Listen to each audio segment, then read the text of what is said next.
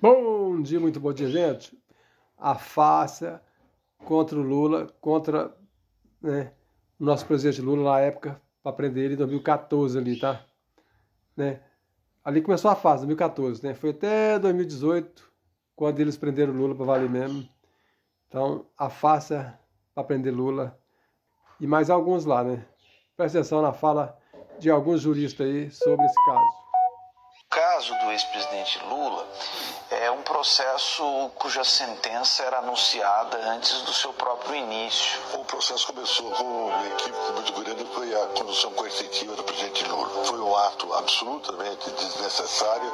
Por uma condução processual inequivocamente parcial. Qual era a justificativa para que se fizesse aquela condução coercitiva que foi feita originalmente de uma maneira espetaculosa, de uma maneira, inclusive, ao desamparo da legislação? No processo contra o presidente Lula, nós vimos algumas situações antijurídicas. Além de um processo Tudo montado, sem provas, prendeu o homem. foi atribuído um bem imóvel ao ex-presidente Lula que nunca teve a posse, nem muito menos a propriedade, onde ele foi condenado por um ato indeterminado, o que por si só configura motivo suficiente de nulidade e de qualquer invalidade da sentença. Lula foi condenado absolutamente sem provas.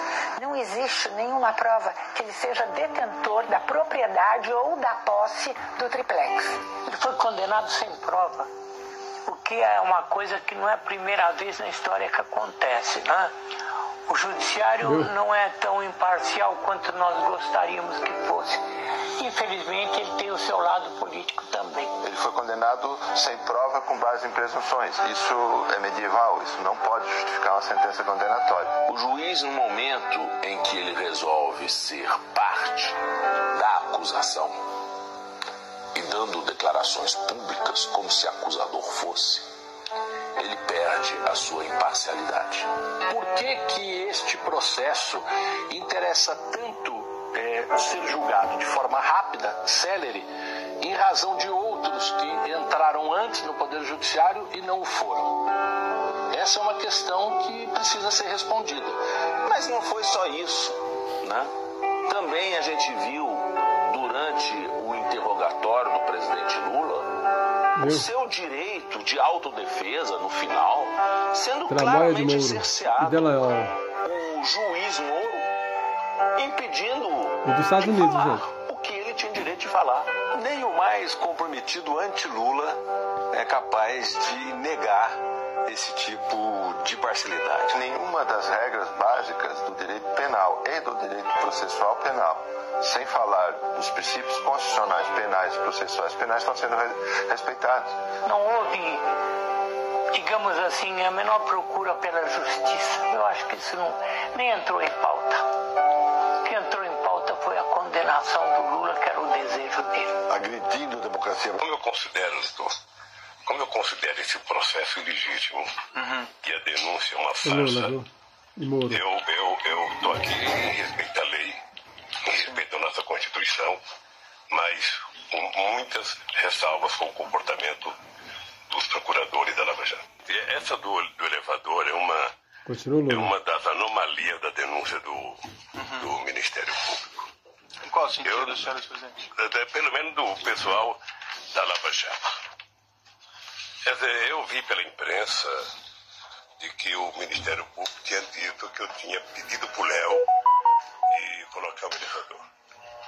Isso aqui, doutor, é uma escada caracol. Você deve conhecer essa escada. Não peitou de frente, essa escada tem 16 degraus. Essa escada é do meu apartamento, em que eu moro há 18 anos.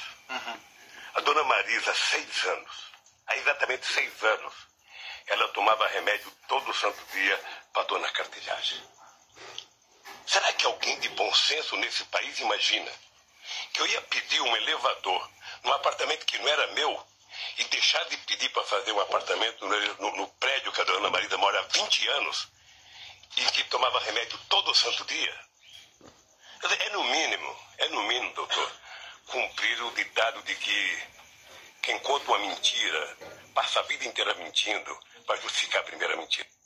O senhor tem essas reclamações com a imprensa, eu compreendo, mas esse realmente não é o fórum próprio para o senhor reclamar contra o tratamento da imprensa. O juiz não tem nenhuma relação com o que a imprensa publica ou não publica, e esses processos são públicos. O senhor, sem querer, talvez entrou nesse processo. Sabe por quê? Porque o vazamento de conversas com a minha mulher e dela com meus filhos, que foi o senhor que autorizou. Mas, senhor presidente, eu não tinha o direito de ter minha casa molestada assim que eu fosse intimado para uma audiência, doutor. Ninguém nunca me convidou. De repente eu vejo um pelotão da Polícia Federal. Quando eu saí, levantaram até o colchão da minha casa achando que eu tinha dinheiro, doutor. Certo. Então deixa eu lhe falar uma coisa, doutor. Eu espero que essa nação nunca abdique de acreditar na justiça. Agora eu queria lhe avisar uma coisa. Esses mesmos que me atacam hoje, se tiverem sinais de que eu serei absolvido, prepare-se, porque os ataques ao senhor vai ser muito mais forte do que eles fazem até ministro da Suprema Corte, que não pensa como pensa a imprensa brasileira. Viu a farsa? Então essa é a farsa que eles montaram contra o Lula para meter ele de trás de uma grade, ficar 580 dias preso, inocente, por causa de um bando de vagabundo que tem nesse país aqui. E continua aí, livre, leve e solto, tá? Livre, leve e solto, não pagou nada ainda. Certo? Um dia esses caras vão pra cadeia, né? Sérgio Moro, Delanhol, Gabriela Rast e um bando de juízes ali de Curitiba, que é da quarta vara, segunda vara, sei lá, que aumentou a pena do Lula e deu proteção pro Sérgio Moro.